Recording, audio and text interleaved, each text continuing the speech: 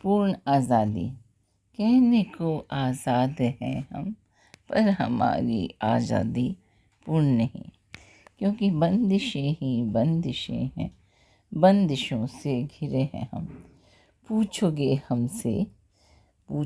हमसे कि बंदिशें कैसी, जबकि आज़ाद देश के प्राणी हैं हम।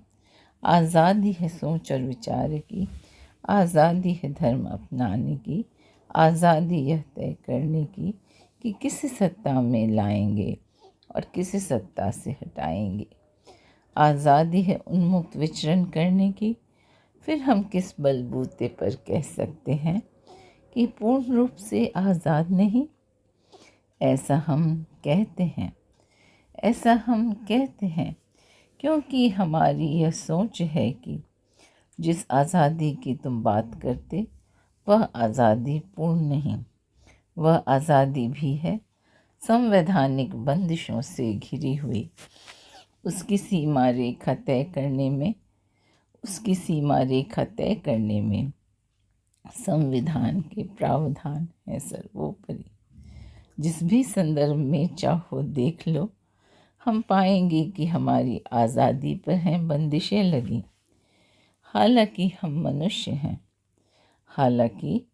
मनुष्य हैं, सृष्टि के सिरमौर हैं, फिर भी आज़ादी की बात करें तो प्रकृति के आगे घुटने टेकने को मजबूर हैं।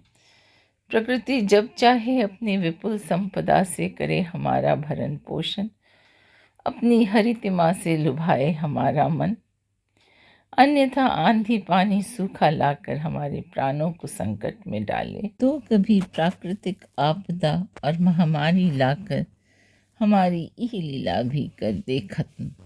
तभी तो हम कहते हैं कि हमारी आज़ादी पूर्ण नहीं। हमारी आज़ादी पर हैं तरह तरह की बंदिशें लगी। यदि हम पूर्ण रूप से आज़ाद होते तो सब के सब राज करते। न कोई राजा होता, ना कोई होता रंक, ना कोई भी भूखा नंगा रहता, ना ही कोई लाइलाज मरता। सबको इतनी आज़ादी होती कि इन सब सुविधाओं से कोई वंचित न रहता। लगती हैं ये बातें फ़लसफ़ा की, किताबों के पन्नों तक सिमट कर रह गई। चाहकर भी कोई इसे वास्तविकता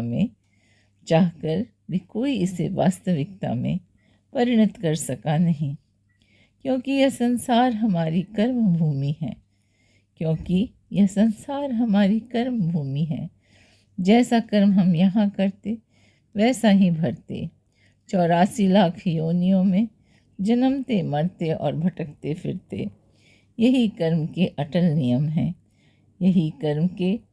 नियम हैं जो हमारे बंदिशों का कारण बनते। अगर हम सचमुच चाहते हैं पूर्ण आज़ादी तो हम अपने कर्मों पर ध्यान दें। हमारे निष्काम कर्म ही हमें मुक्ति पथ पर ले जाएंगे। सांसारिक बंदिशों को काट हमें पूर्ण आज़ादी दिलाएंगे। जैसे बूंद समुद्र में मिलकर समुद्र बन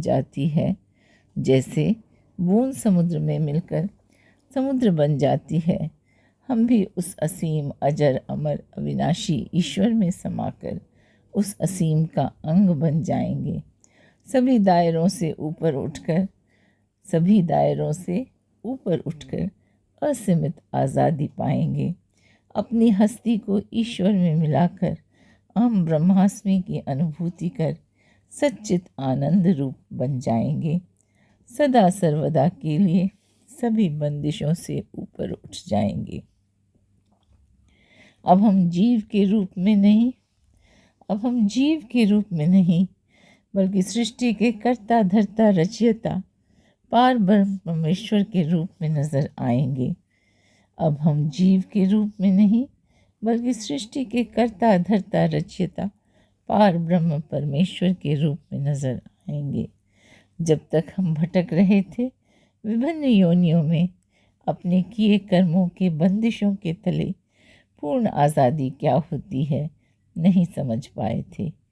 पूर्ण आज़ादी क्या होती है अब समझे, जब आवागमन के चक्र से निकलकर वापस अपने उद्गम स्थल परमपिता के घर पहुँचे। धन्यवाद।